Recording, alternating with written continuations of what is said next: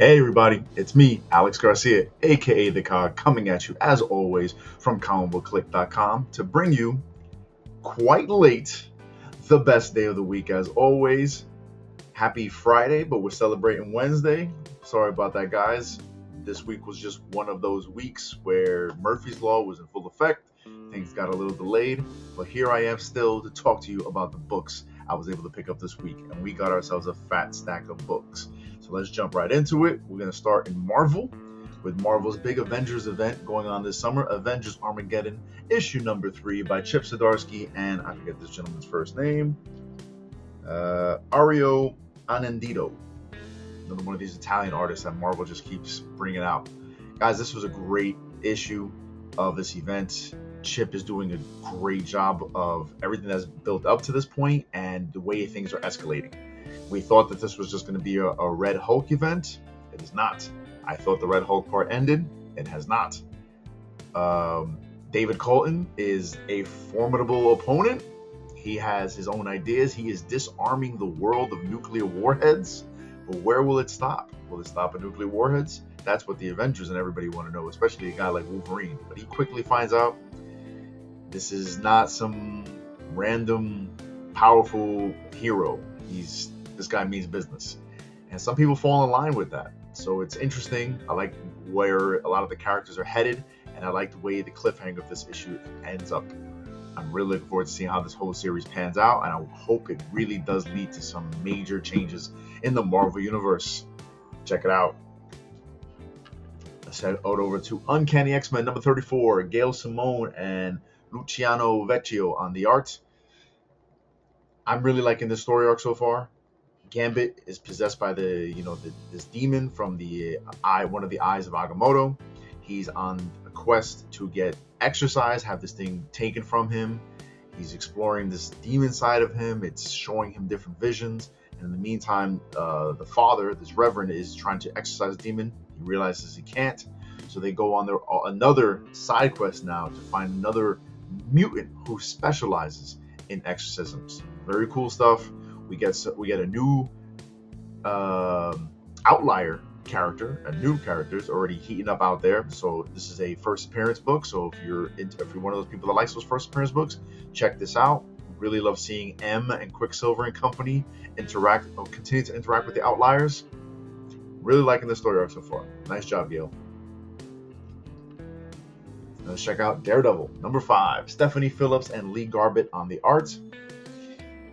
This pretty much wraps up, or kind of wraps up, where things are going with this Omen character, but it also sets up the next story arc. So it was a little anticlimactic. The art is still solid, but I can see Stephanie's really just trying to build up this world that she's formulating with Daredevil and with Matt and with Foggy. Lots of cool little tidbits, but as you can see, it felt like kind of like a slowdown issue, but we're ramping up for the next bunch of issues to come. So will I stick around? Possibly. We'll see. But Stephanie's doing a pretty good job so far. Got me interested in Daredevil. Let's check out The Spectacular Spider-Man, Brand New Day, issue number 4. Dan Slott and I believe, what's this guy's first name? Marcus Toe on the art, which is now have gone from a miniseries, and this has been announced it's going to be an ongoing series. So if you really love revisiting this part of Spider-Man history, then this is the book for you. If you're not feeling what's going on in Amazing and you miss this era of Spider-Man, keep it going. For me, I'm enjoying making this brief visit. Didn't need for it to become a ongoing series. Kind of looking forward for this to wrap up. Add a lot of cool little tidbits that reminded me of why I love that era of Spider-Man so much. But I don't think I need for it to be an ongoing. Cool action sequences. Great to see the street level Avengers make an appearance in this. That was kind of cool. The art is pretty good, and Dan Slott's dialogue is always fun to hear. Like I said, it rings nicely in the old nostalgia ear, but I kind of want to see more of what's going on in Amazing. Let's keep the Spider-Man train moving. But if this is your era, this is the book for you. A book that I'm just kind of want to end already, though, that I was so excited for when it was announced. Reborn, Ultimate Impact, Chris Condon and Stefano Caselli on the art. Guys, I'm like, what is happening in this book? we were supposed to get all these interesting new characters. We barely get any of them. We get taste of here and there. Spider-Man, who was supposed to be like the center of this whole thing, is barely in it. Iron Man got smacked around. Punisher got smacked around. Now we got Captain America getting beaten around. But at the same time, it just feels all over the place. What is happening? I want this to just end and let me know, is it going to even matter? I don't know. Start over to DC. Absolute Green Arrow, number 4. Another book that I'm kind of like, yeah, can we just get it over with already? Tell us who this Absolute Green Arrow is. I was really looking forward to this issue. This cover is amazing. It had me so interested to see Solomon Grundy. It just kind of reminds me of when the Arrow show came out and everyone was saying, why is Arrow trying to be Batman? This book kind of makes me feel like, why are you trying to be absolute Batman? It's got a lot of that body horror. It's got a lot of that, what's going on, intrigue, and all these characters and what's going to happen. Getting plenty of that in Absolute Batman. And now that this also has been announced to become now a 12-issue series, kind of over it. Was reluctant to try this. It was hard for me to stay on. Issue 3 kept me going, and this cover got me going. But this issue really just kind of like, I don't know. I'm just not a Green Arrow guy, I guess, guys. Tell me otherwise. Let me know. And a book that I was really excited for, again, but now with this crossover, this Kingdom of Zod, Superman Unlimited number 16 by Dan Slott and Rachel Stott on the art. I have no idea what's going on with this crossover. I am not inundated with, No, incorrect. I'm not up to date with all the Superman stuff. I was really liking Superman Unlimited for what it was, kind of like the other Superman book that keeps you in the mode and gives you a lot of these side stories, but I don't need to worry about all the Superman continuity. This, I was lost. Like, what is happening? All these other things that seem to matter that's going on in Action and Adventure Superman or whatever Superman books they're called. Yeah, this really threw me off. If you've been enjoying Superman Unlimited and are not up to date with all Superman stuff, skip this. Just skip it. I don't even know if I'm going to come back. But a series I will come back for every month because, wow, Tony Fleece and company are doing a great job on Deathstroke, the Terminator, number 6. Tony Fleece and Carmine Diamenco. Guys, his ex-wife comes back, and she turns out to be the whole reason all his life is falling apart right now. She does something absolutely heinous, and Deathstroke just loses his shit. Deathstroke is just like, okay, you want to tear me down? Tear me down, and I will tear you down even worse. The action in this issue is amazing. The way Deathstroke just like, in his own way, just goes berserk, like a Wolverine berserk, but that is not berserk. It's just a man who's just shutting off his heart and his mind, and it's just like, I will show you why you don't mess with the killer of killers. Great issue. Sets up kind of like a new status quo for Deathstroke, and just when you think it couldn't hit the fan anymore, it does. Great issue. Let's head over to Dark Horse for a brief pit stop with Powers 25, number 12. I was really excited when this series came back. This new story arc where their Powers now is doing their own little multiverse kind of thing. I've always liked Powers when it was ground level, right? That was always the interesting part to me of Powers, is that you're dealing with people who don't have powers in a world that a lot of people have powers, a la, Gotham Central, right? This story arc is all about a guy gaining multiversal powers, traveling to another universe, seeing stuff, and kind of like snapping, and now he's on like a revenge tour. Didn't really feel it, because I want those ground level stories. I want the stories just about the cops and how they deal with, an Iron Man person showing up or like some Avengers thing going on in the background and how they have to deal with it. This felt too big. The next story arc, I think, is going to get things down to street level again. Let's see where that goes. But if you're happy Powers is back, let me know. Let's talk about it. Let's head over to Dynamite, where we have the conclusion of the MummRa, the ever-living Origin miniseries, issue number 5. This is the second to last, the penultimate chapter of the Thundercats Silverhawks MummRa crossover, where I've enjoyed this series. I just don't see how it has crossed over into the whole Thundercats Silverhawks thing. We have one more issue to go. Maybe MummRa will make an appearance there or something, because none of this stuff, as far as I can tell, has really been touched upon in the other two series. But Thundercats and Silverhawks, they're crossing over. Their series makes sense. And then this MummRa stuff is just happening in the middle. In the end, you can see where it's going to matter in future Thundercats series. I just don't know where it matters in this crossover. But great stuff. I love seeing the origin of a villain who knows he's the villain and wants to be the villain. This guy is not... This isn't someone who was just beat up as a kid and now just is sad. This is a guy who's just straight up evil. Very cool origin story. Happy we finally got it. Image time, y'all. And we got G.I. Joe number 25. Big issue by, as always, Josh Williamson and Tom Riley. What an issue.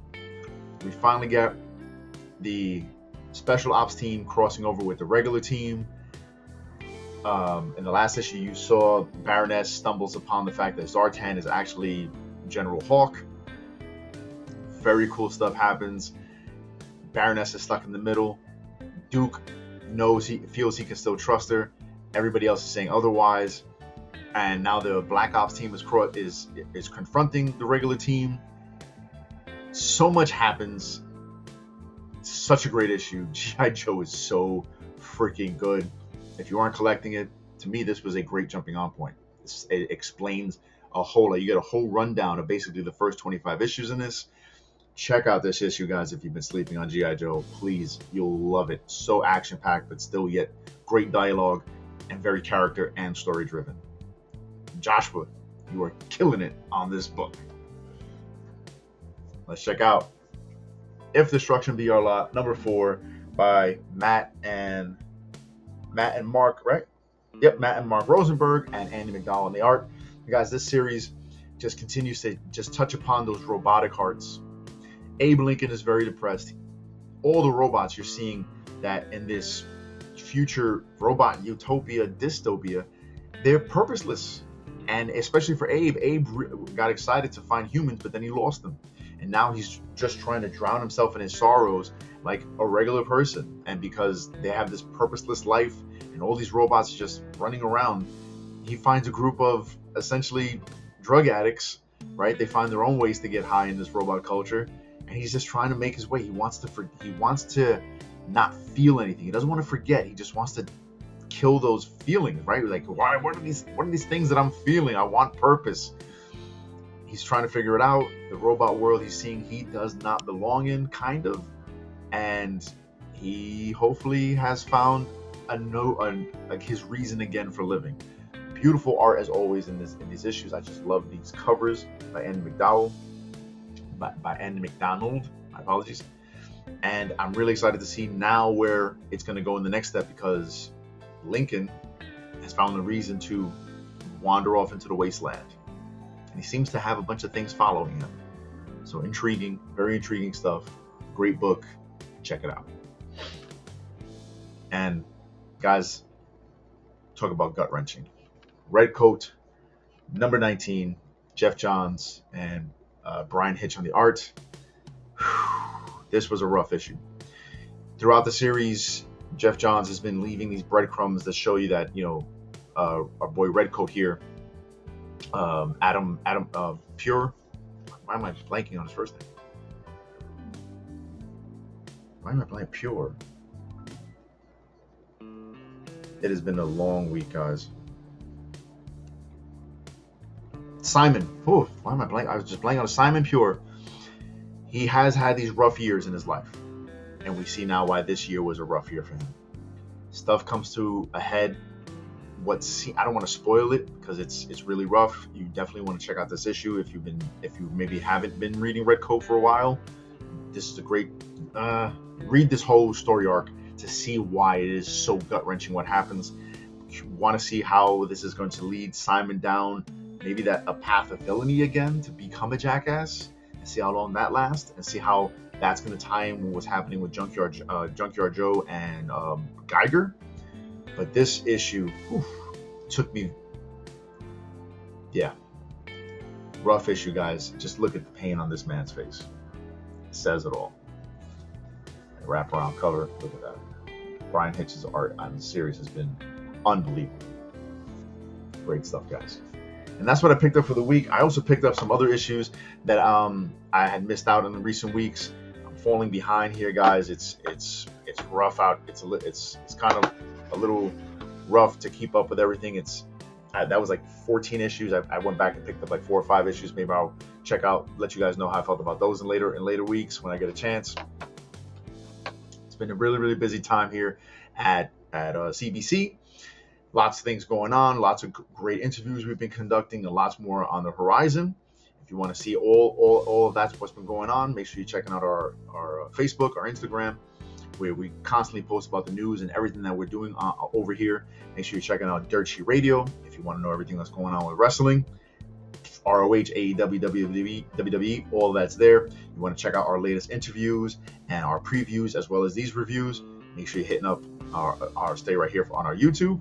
And also, if you want to know the in-depth reviews on all these books and more, make sure you're checking out comicbookclique.com because our team is killing it. We got our first quote on a Marvel book of all books, and we're on the cover of an upcoming Hulk trade paperback. Very, very humbling, and we're flattered to be on that cover. Check it out. Check out that book. I believe it's the Hulk Strongest. It was a Ryan North miniseries, great miniseries that was covered wonderfully by our boy Russell Hartman. Check that out. Keep following us everywhere, guys. If you want to help us keep these lights on, as always, check out our Patreon at CBC Clubhouse, where you can help us for just a cup of coffee a month. If you're buying even one Starbucks cup of coffee a month, you can afford to throw $3 or more at us, and we would really greatly appreciate it, guys. Thank you so much, as always. We really enjoy doing this for you. Just keep coming back to us every week. Make sure you follow us on Facebook and Instagram because the Don is constantly putting out great content. And if you want to know the latest and greatest news, check it out there. And also, if you want to just have fun conversations with us and the rest of the crew, we're always on there as well. Thank you guys as always. Until next week, do not forget to keep print alive and read more comics. Later.